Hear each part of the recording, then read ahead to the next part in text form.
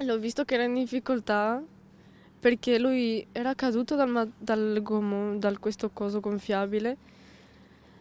Ci provava già da 10 minuti a salire così, era stanco, non era colpa sua. Poi l'ultima volta, cioè ha provato un'ultima volta, il gommone è andato via perché lo ha spinto e lui è caduto e lì, vabbè, ho detto di- che ci ho provato almeno, non so. Lo sguardo perso nel vuoto di Judith racconta più di ogni parola lo shock di una giornata passata nell'arco di pochi secondi dalla spensieratezza alla tragedia. Sono le 5:30 di un pomeriggio di sole ferragostano sulle sponde del lago Morto. Andrei e Judith sono con altri due amici arrivati da Mestre per un po' di refrigerio. La ragazza tenta il tutto per tutto buttandosi in acqua. Ma erano tipo 15, 20 tipo. Io ero già a 10, capito? Ero già arrivata a 10 metri, ma poi quando ho visto che ha affogato lì non potevo più fare niente. Quando parte il primo allarme, scatta la mobilitazione, arrivano gli operatori del SUEM, poco dopo i vigili del fuoco che cominciano a perlustrare lo specchio d'acqua palmo a palmo.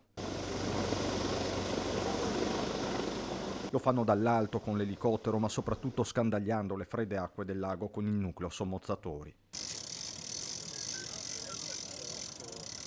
Nel frattempo i carabinieri di Vittorio Veneto parlano con i ragazzi e visionano gli zaini. Verso le 9 della sera si chiedono rinforzi. Le operazioni subacquee sono complesse, la battimetria del lago è assolutamente irregolare. Abbiamo cominciato a scandagliare il lago dai 10 metri di profondità e siamo arrivati fino ai 25, ma il lago va giù fino a più di 50 metri. Richiederemo anche il supporto tecnologico di strumenti subacquei robotici. E c'è chi, come Dimitri da Belluno, fa una segnalazione: ogni elemento può essere utile.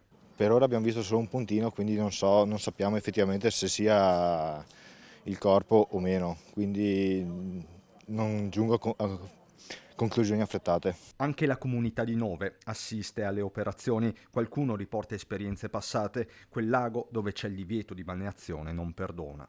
In più abbiamo le turbine che in continuazione buttano fuori acqua fredda e non rimane mai, non si scalda l'acqua qua. Ci sono state delle pecore che praticamente sono andate a finire dentro il lago e non c'è stato niente da fare, sono praticamente aspirate dalle turbine, sono andate sulle grate, le abbiamo portate fuori da là e così è stata un'avventura, sì, di un dispiacere. Con il buio le speranze si fanno ancora più flebili, restano le luci dei sommozzatori. Doveva essere molto tranquillo. Noi non abbiamo anche bevuto niente, proprio era tranquillo lì con la musica e basta, capito? Molto tranquillo, molto. Non doveva succedere niente, eravamo lì tranquilli ad ascoltare musica. Niente previsto.